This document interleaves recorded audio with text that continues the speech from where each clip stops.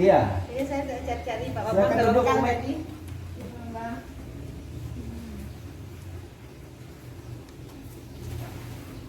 Gimana kabarnya Bu Mit?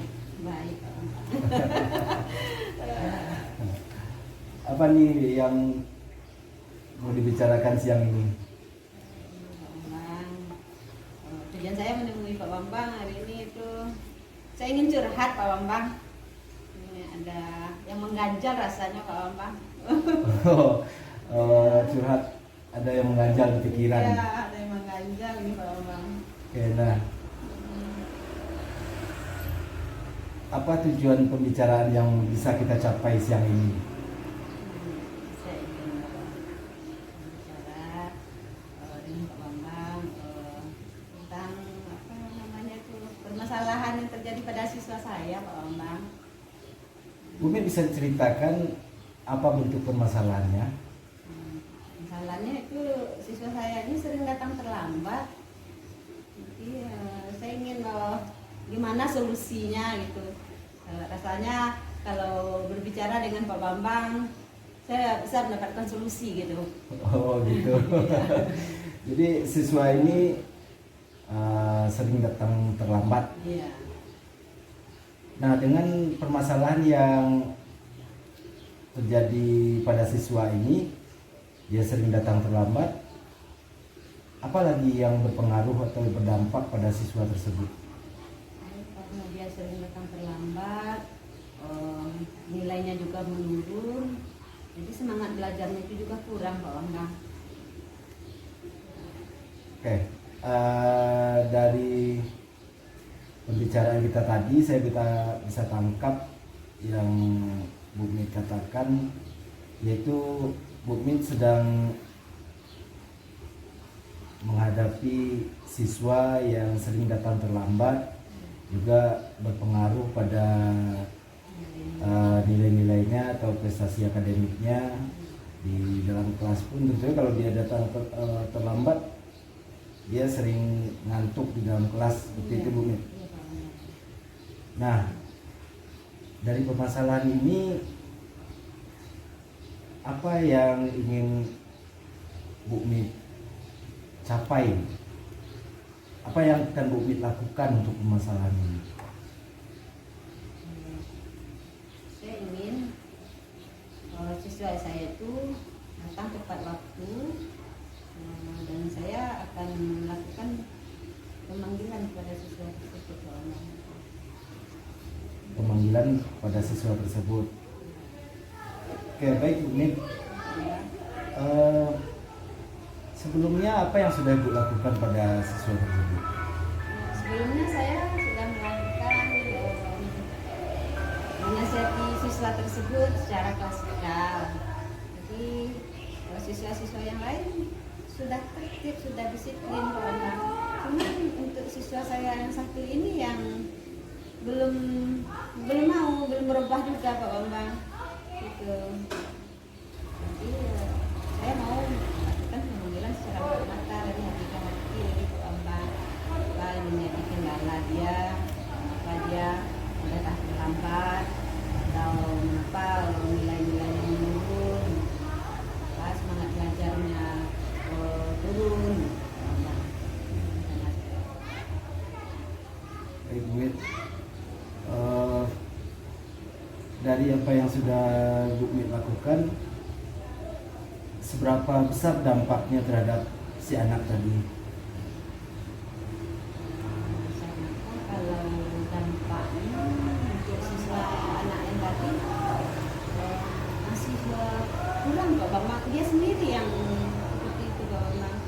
Kalau dilihat angka yang Pak Bambang katakan itu sekitar nilai 6 lah Pak Bambang itu. Oke, berarti saya bisa tangkap maksud Bu Mit. Si anak ini kalau kita tarik rentang angka dari 1 sampai 10, dia berada di posisi 6 lah. Iya.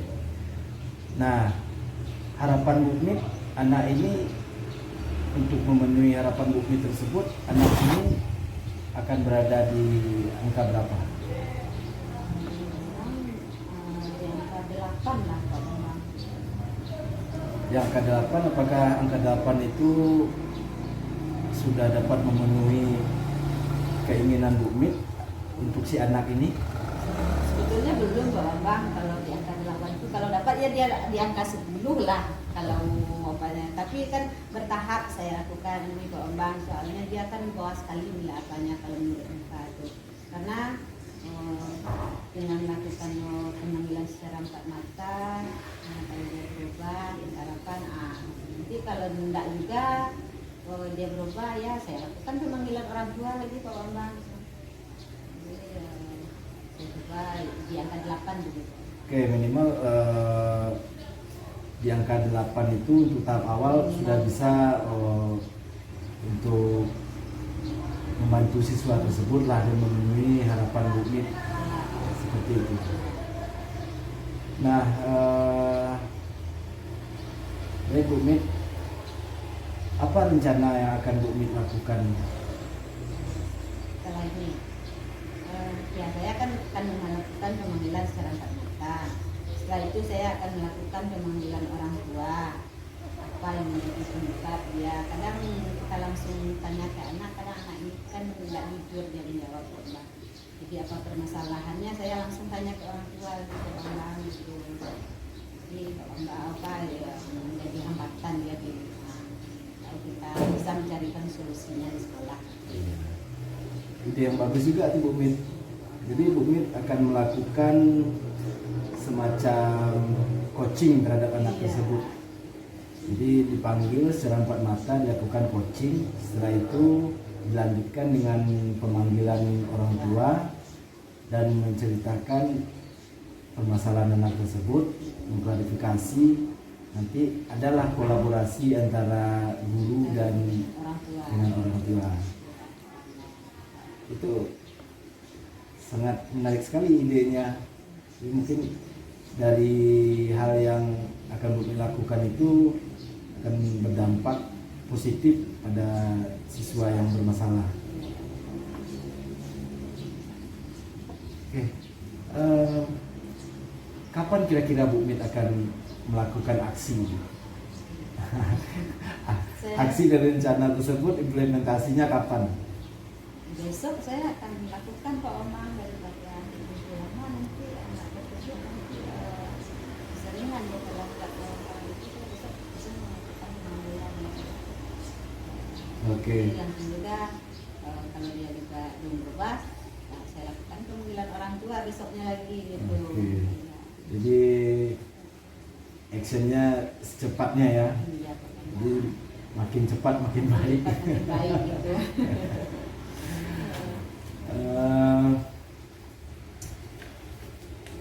Nah, selain apa yang akan Bu Mit lakukan, ada nggak orang yang bisa Bu Mit ajak untuk membantu Bu Mit untuk mencapai tujuan tersebut? Saya akan mengajak rekan guru rencana nih Pak Omang. Okay. Soalnya permasalahan ini bukan berupa saya saja, tapi juga rekan guru yang lain juga mengalami permasalahan yang sama di kelasnya gitu. Jadi saya akan bekerja sama dengan rekan guru, dengan Bu Dewi nih Pak Omang. Oke, jadi Bu Mit akan minta bantuan Bu Dewi untuk bersama-sama mengatasi anak ini. Kenapa harus Bu Dewi, Bu Mit? Ya karena Bu Dewi ini dekat rumah dengan begitu. saya ini Pak Omang. Jadi Bu Dewi Bu Dewi karena ini rumahnya berdekatan dengan si anak ini, jadi bisa lebih bisa memantau anak tersebut dan lebih bisa membantu dan membantu. Oke. Bisa langsung Bu Dewi ini menanyakan kepada orang tuanya gitu. Oke, sangat bagus sekali Bu Mit planningnya untuk anak ini. Nah,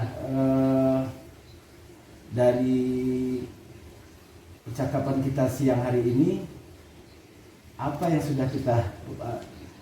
sudah Bu Mit dapatkan untuk keluar dari permasalahan Bu Mit? Ya, saya sudah berbicara curhat dengan Pak Bambang. Rasanya saya lega gitu, saya lepas dari beban, saya bisa bertindak lebih jauh lagi gitu, terbuka peluang untuk mengapakan anak saya ini. Umpamanya saya akan melakukan pemanggilan cara empat mata, saya akan melakukan pemanggilan orang tua, dan saya dapat bantuan juga dari Bu Dewi gitu. Oh iya iya. Ya, Iya. jadi saya menemukan solusi. Nah, karena selama ini sebelum saya buntu rasanya Pak Bambang, saya belum cerita apa yang akan saya lakukan ya gitu. Jadi dengan berbicara dengan Pak Bambang, tampaknya akan saya lakukan gitu. Kita pemikiran saya. Iya Gitu. iya. Oke, jadi dari hasil pembicaraan kita siang ini, Bu Mit sudah menemukan jalan keluar apa yang akan dilakukan. Saya jadi penasaran juga terhadap perkembangan bagaimana aksi yang dilakukan, bagaimana dampaknya terhadap si anak tersebut. Lain kali mungkin kita bisa sharing lagi dan saya mau dengar hasilnya dari Bu Mit. Ya, saya juga berharap begitu Pak Bambang.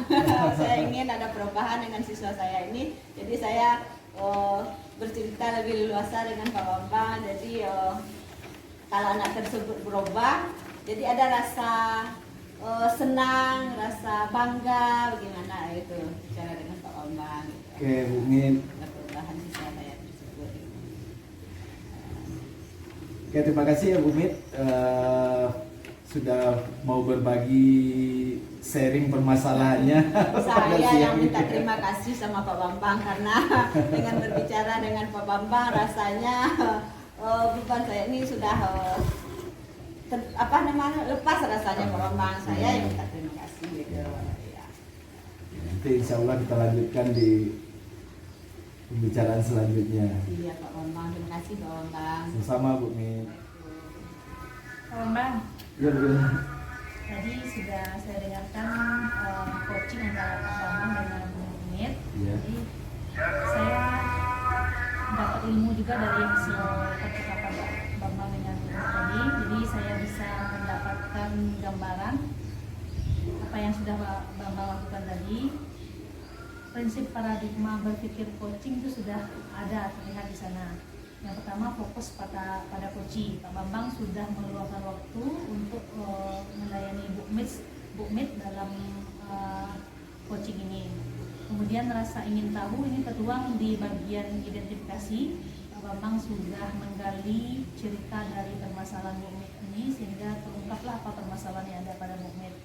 Kemudian juga Pak Bambang sudah mempunyai kesadaran yang kuat dan mampu melihat peluang-peluang dalam mengatasi permasalahan Bu Mit. Kemudian alur cerita juga sudah tergambar dengan sangat jelas di sini. Ada tujuan yang ingin didapatkan dari proses coaching ini. Kemudian identifikasi, Pak Bambang banyak memberikan pertanyaan berbobot sehingga mampu menggiring coaching untuk mendapatkan solusi dari permasalahannya. Dan Pak Bambang juga sudah menanyakan rencana aksi yang akan dilakukan. Kemudian juga pada alur yang terakhir tanggung jawab juga sudah Pak Bambang tanyakan pada coaching Pak Bambang, sehingga di akhir coaching ini coaching memiliki suatu rencana aksi yang akan dilakukannya, siapa yang akan menolongnya dan kapan lagi aksi ini akan dilakukan.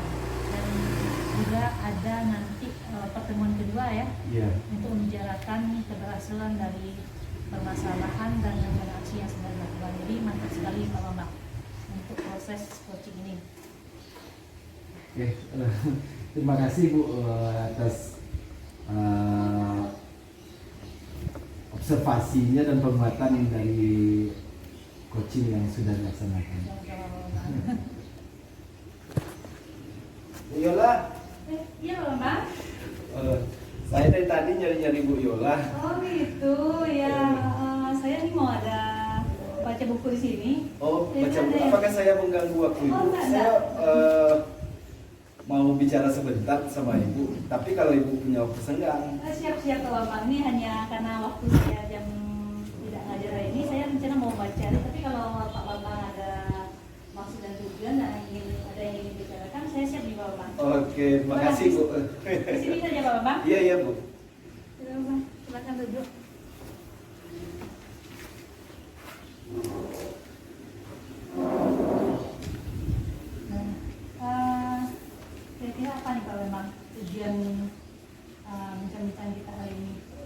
begini Bu, saya itu kok merasa beberapa hari ini kayak ada sesak lah, apa hari-hari itu semakin berat, tidak nyaman, campur aduk lah rasanya. Jadi saya sering kebingungan dengan aktivitas saya. Oke, jadi tujuannya kita ingin mencarikan solusi dari permasalahan ini. Iya, Memang ada kebingungan dari aktivitas mungkin yang banyak ya Pak Bambang ya. Iya, kira-kira seperti itulah Bu. Jadi saya mau melepaskan unek-unek lah untuk sharing, untuk cari solusi. Makanya tadi saya nyari Bu Yola tadi. Iya. Baik Pak Bambang. Oke. Jadi mungkin lebih jelasnya supaya saya juga tahu, bisa Pak Bambang ceritakan ya gimana permasalahan Pak Bambang ini. Ya, kan Bu Yola juga tahu saya dulunya beberapa bulan belakang ini saya kan ikut program guru penggerak. Oh, program guru penggerak CGP ya? Iya. Yang Jadi angkatan berapa, Pak Bambang? yang angkatan 6 Bu. Saya ikut CGP angkatan 6. Terus pada awalnya saya menjalankan rutinitas saya sebagai guru kelas sama kegiatan yang diikuti dengan CGP ini. Aktivitas itu bisa saya jalankan dua-duanya agak balance lah gitu, jadi bisa lah hal ini. Tapi akhir-akhir ini semakin lama dengan porsi tugas yang berbeda-beda, kadang waktunya itu datang bersamaan gitu. Jadi saya itu kebingungan sendiri dalam menjalankan dua tugas ini secara berbarengan. Kalau dipikir-pikir tugas-tugasnya dua-dua ini sama-sama penting gitu, karena sama-sama kalau ini sama-sama program dari pemerintah keduanya. Jadi saya mau dapat ide-ide lah bagaimana saya bisa mengatasi permasalahan saya ini. Untuk Pak Bambang, jadi dari yang Pak Bambang sampaikan tadi, saya menangkap bahwa ada sedikit kebingungan pada diri Pak Bambang untuk mengatasi padatnya jadwal-jadwal ini, ya, mengantisipasi supaya tidak lalai tugas ini dan tugas yang satu lagi juga bisa dijalankan. Iya, tepatnya seperti itu. Iya, seperti itu, Bu. Baik Pak Bambang, apa yang Pak Bambang inginkan dari kegiatan ini, kegiatan mengikuti CGP dan tidak meninggalkan tugas-tugas ini? Oke, sebenarnya yang saya inginkan itu karena dua-duanya itu penting bagi saya. Ya. Harapan saya itu saya bisa menjalankan tugas ini dengan baik. Dua-duanya bisa saya jalankan dengan baik, dan saya tidak memiliki tunggakan tugas yang banyak. Terus sebagai guru yang multitasking, saya bisa punya waktu istirahat juga. Jadi seperti itu yang saya inginkan. Ya. Apa ada hambatan atau gangguan dalam melaksanakan kegiatan ini secara bersamaan? Hambatannya yang saya rasakan, tugas ini sering datang di waktu yang bersamaan. Kadang di sekolah saya sudah menyelesaikan ini, terus saya buka LMS, di program guru penggerak itu ada lagi tugas yang due date-nya di hari yang sama sebenarnya. Nah, jadi dari yang Pak Bambang utarakan, hambatannya ini masalah waktu ya? Iya, Karena, betul. kedua-dua tugas harus diselesaikan dalam waktu yang bersamaan. Iya. Apakah Pak Bambang sudah membuat semacam schedule untuk mengantisipasi ini? Nah, itu yang sebenarnya ada juga dalam pikiran saya. Saya akan membuat schedule atau list-list kegiatan saya untuk membantu mengingatkan saya akan padatnya jadwal-jadwal tersebut. Jadi seperti apa nih yang Pak Bambang ini bisa digambarkan? Jadi rencananya saya akan membuat beberapa kegiatan lengkap dengan kapan saya harus menyelesaikan, kapan mana yang menjadi prioritas saya dulu untuk menyelesaikannya. Terus saya juga akan buat catatan kapan harus diselesaikan.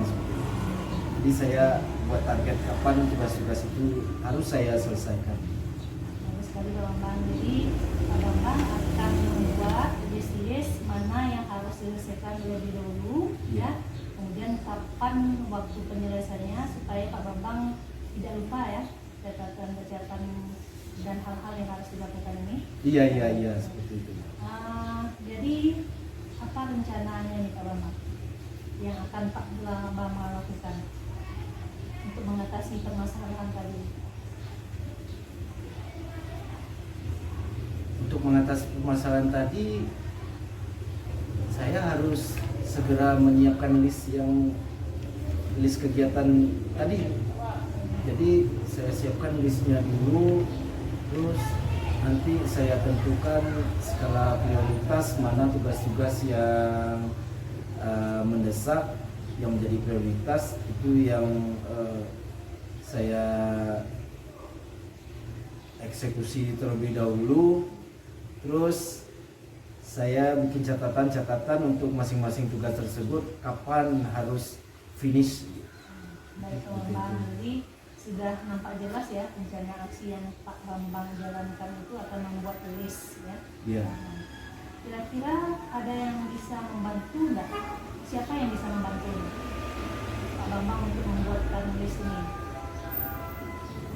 Untuk membuatkan list kayaknya saya bisa bikin listnya, tapi kalau untuk membantu saya untuk mengingatkan dan tentang hal-hal kegiatan, saya bisa minta bantuan dengan rekan guru sesama CGP juga di sekolah, namanya Bu Rika. Jadi kebetulan beliau juga sama-sama guru kelas 4 dengan saya. Jadi kurang lebih aktivitas kami itu agak sama lah gitu, sesama guru kelas, sama-sama mengikuti program CGP ini. Kayaknya Bu Rika, saya bisa minta bantu Bu Rika untuk tugas-tugas tersebut. Jadi Pak Bambang akan membuat sendiri list ini, ya. Kemudian Pak Bambang akan meminta bantuan Bu Rika mungkin untuk mengingatkan ya. Sudah tergabung di grup CGP-nya Pak Bambang ini? Sudah Bu, sudah. Jadi kemudian untuk kapan kira-kira ini akan Pak Bambang jalankan rencana aksi Pak Bambang ini? Ini mengingat pentingnya ini, saya harus cepat bergerak. Insya Allah malam ini saya sudah harus merancang listnya sepertinya Bu. Ya, seperti itu. Baik Pak Bambang, ini CGP, berarti harus cepat bergerak ya Pak Bambang ya. Iya. Harus nanti malam, kemudian ada teman yang akan membantu. Nah Pak Bambang, sudah lama kita berbincang-bincang, apakah Pak Bambang sudah mendapatkan tujuan dari permasalahan Pak Bambang ini atau solusinya?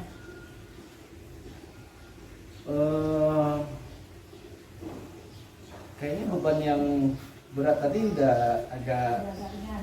agak ringan rasanya Bu. Dari percakapan kita tadi, saya sudah harus cepat bergerak,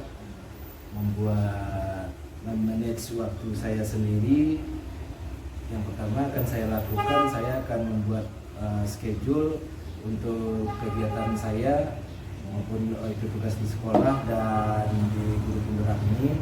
Nanti saya akan tentukan skala prioritasnya, mana yang tugas yang harus saya kerjakan terlebih dahulu dengan menetapkan waktu-waktu untuk menyelesaikannya. Nah, dari situ sepertinya saya punya waktu untuk istirahat. Jadi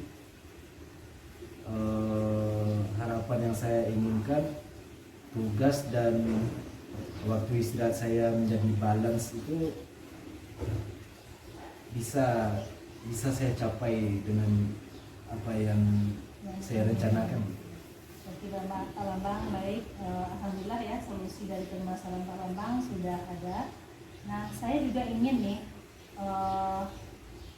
hasil dari Pak Bambang melakukan aksi Pak Bambang ini juga saya ingin tahu seperti apa ini nantinya.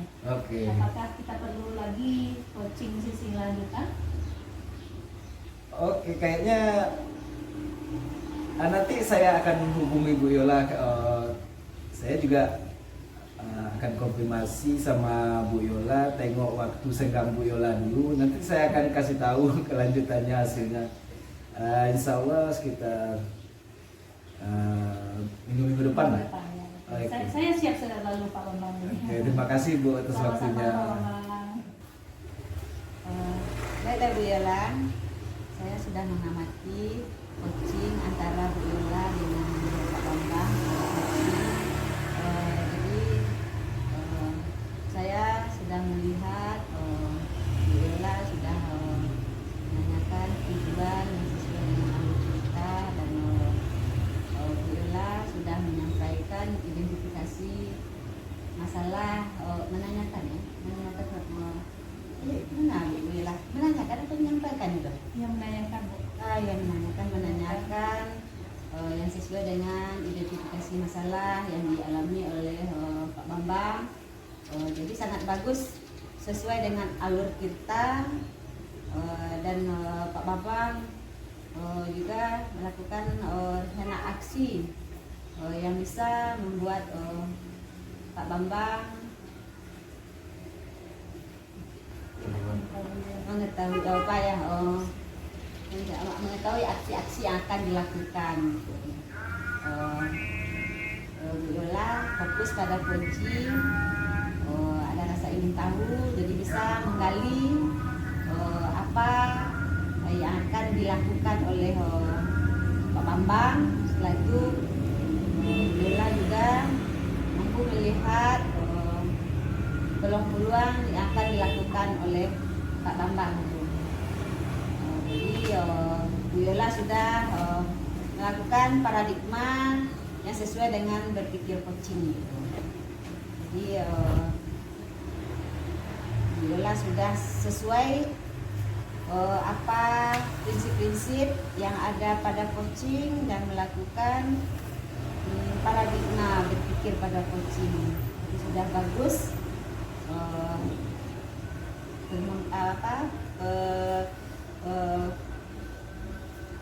Coaching Bu Yola dengan Pak Bambang sebagai coach. Baiklah Bu Yola, terima kasih. Assalamualaikum warahmatullahi wabarakatuh. Umit. Iya Bu Yola. Saya sudah cari-cari Bu Umit tadi ke ruangan, kata guru kelas 4A Bu Umit di sini. Iya Bu Yola, apa yang bisa saya bantu Bu Yola? Bisa minta waktu Bu Umit sebentar Bu Umit. Boleh. Silakan duduk Bu Yola. Terima kasih Bu Umit.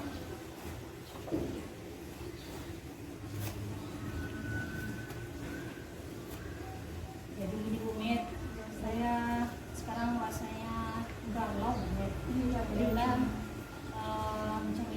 dengan Bu Mit nih buat melepaskan galau saya ini Bu Mit. Boleh Bu Yola, kira-kira apa yang menjadi topik pembicaraan kita hari ini Bu Yola? Topiknya mengenai proses pembelajaran ya Bu Mit.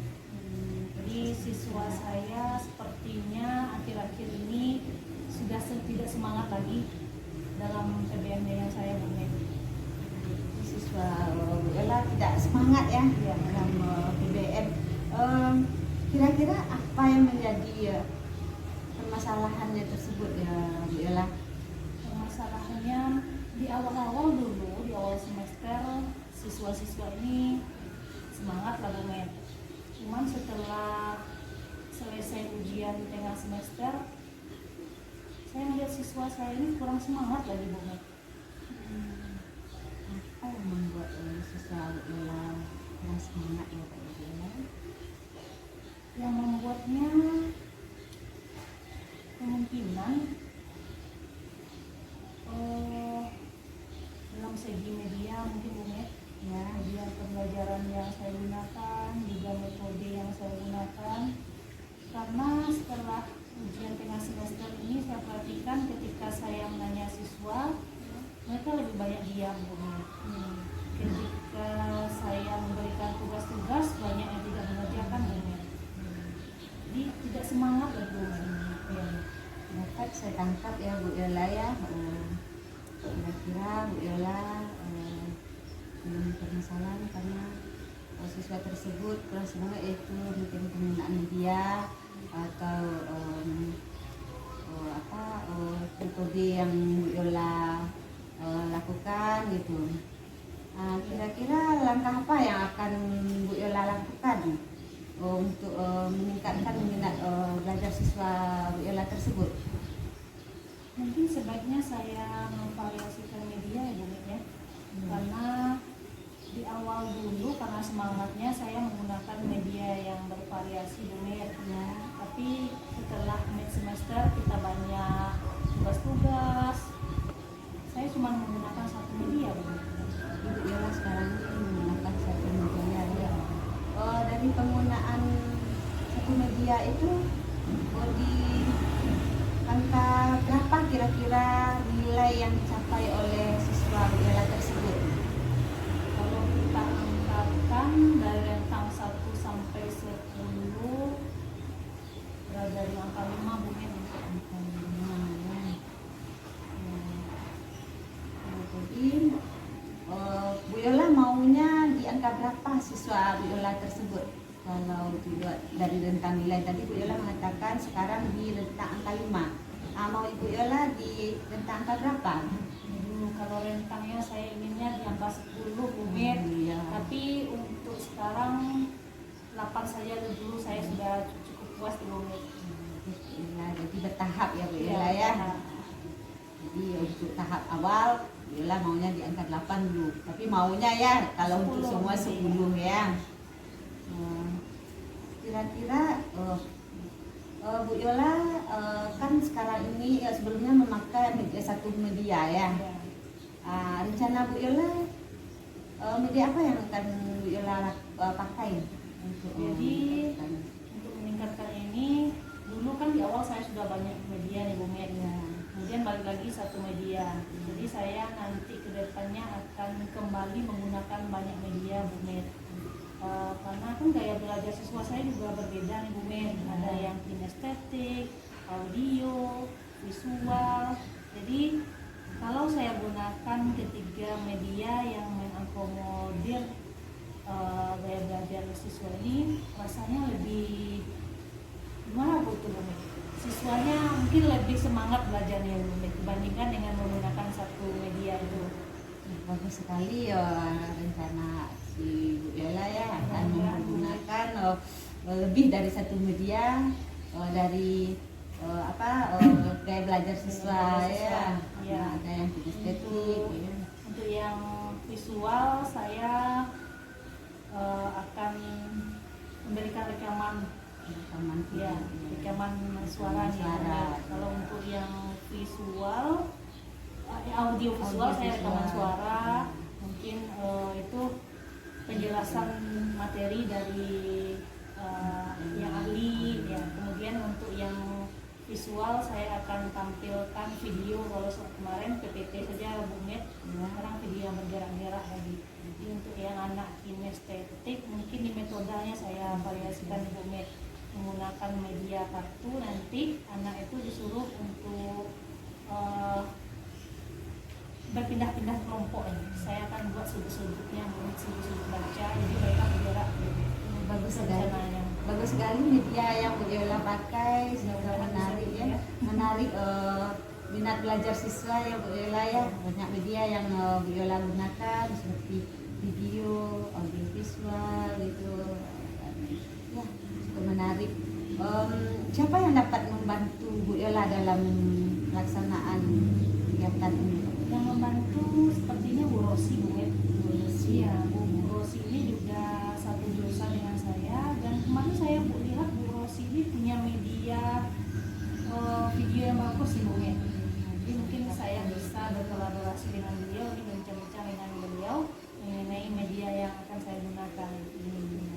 Oh, jadi Bu Yola berkolaborasi dengan Bu Yosi ya. Ya. Bagus sekali itu, ada yang mendukung ya Bu Yola ya. Oh, jadi kalau dilihat kalau Bu Yola melakukan itu, kemungkinan tingkat keberhasilannya itu tercapai ya Bu Yola ya. Ya, mudah-mudahan tercapai ya. Iya. Optimis dulu. Iya, Belum dilakukan. iya. Cuma kalau melihat yang sebelumnya ada keberhasilan. Kapan rencana Bu Yola akan melakukan ini? Saya akan masuk di minggu depan Bu Met. Ya. Jadi minggu ini saya akan rancang dulu RPP-nya, Ya. menghubungi Bu Rosi, Ya. kemudian akan rancang-rancang apa media yang akan digunakan. Jadi dalam minggu ini saya akan tuntaskan semua rencana, dan aksinya itu minggu depan pas jam BBM. Minggu depan saya bisa menerima hasilnya, bisa Iya, apa kita bisa. bincang-bincang lagi ya Bu Yola Saya ya. ketemu lagi itu Bu Met setelah Iya. melakukan aksi, saya akan hubungi Bu Met lagi mengenai apa yang sudah Apa saya yang sudah jalankan. dilakukannya. Mudah-mudahan berhasil ya Bu Yola ya. Terima kasih Bu Met. Iya. Jadi Bu Yola akan melakukan aksi yang sangat bagus sekali ya. Jadi mudah-mudahan berhasil. Udah Bu Yola. Udah Bu Met, jadi saya dari bincang-bincang ini sudah lega nih. Jadi rasanya agak kemana gitu ya, karena merasa lokal saya ini nggak hidup lagi. Mau melaksanakan itu, cuman tidak punya kepercayaan diri. Tapi setelah berbicara dengan Bu Met, rasanya percaya diri saya timbul lagi. Terima kasih ya Bu Met. Sama-sama Bu Yola. Oke, baik Bu Met. Iya Pak Bambang. Gimana perasaannya setelah coaching? Sudah menjadi coach dalam mengcoaching rekan. Ya, Bu Yola sudah lega rasanya, Terbantu, kata Bu Yola, terbantu Bu Yola, ya. apa ya. Jadi Bu Yola bisa mengatasi permasalahan sendiri ya. Ya. Oke Bu Mit, dari observasi yang saya lakukan dari proses coaching antara Bu Mit dan Bu Yola tadi, secara keseluruhan saya menilai proses coaching tersebut telah sesuai dengan harapan-harapan, baik itu dari segi kompetensi intinya, di mana Bu Mit tadi telah menunjukkan kehadiran penuh atau present dalam meng-coaching Bu Yola tadi. Jadi Bu Mit, kalau saya perhatikan tadi telah memberikan perhatian penuh terhadap coaching. Terus juga telah menjadi pendengar aktif. Dari hasil mendengar aktif itu tadi Bu Mit dapat memunculkan pertanyaan-pertanyaan yang berbobot. Nah, untuk Alutirta tadi saya juga mengamati pencapaian Alutirta tersebut juga sudah sesuai, dimulai dari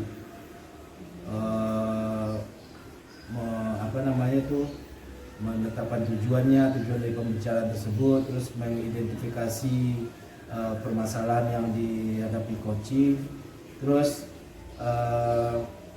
menggali atau menstimulus Koci untuk melakukan atau menetapkan rencana yang akan dilakukannya. Terus Bumi juga telah berhasil tadi untuk membuat Koci akan melakukan aksi yang telah direncanakan tadi secara bertanggung jawab, yaitu dengan menetapkan waktunya, terus akan mengadakan pertemuan selanjutnya dengan si Koci tadi atau Bu Yola. Nah, namun ada sesuatu yang menjadi catatan bagi saya tadi ketika Bu Mit melakukan proses coaching tadi, itu secara berulang-ulang atau beberapa kali tadi Bu Mit memulai dengan kata kira-kira sebelum mengajukan pertanyaan. Nah, kata kira-kira tersebut sebenarnya mengandung unsur ketidakpastian. Jadi mungkin untuk kedepannya penggunaan kata kira-kira ini bisa menjadi perhatian dalam melakukan coaching terhadap Koci.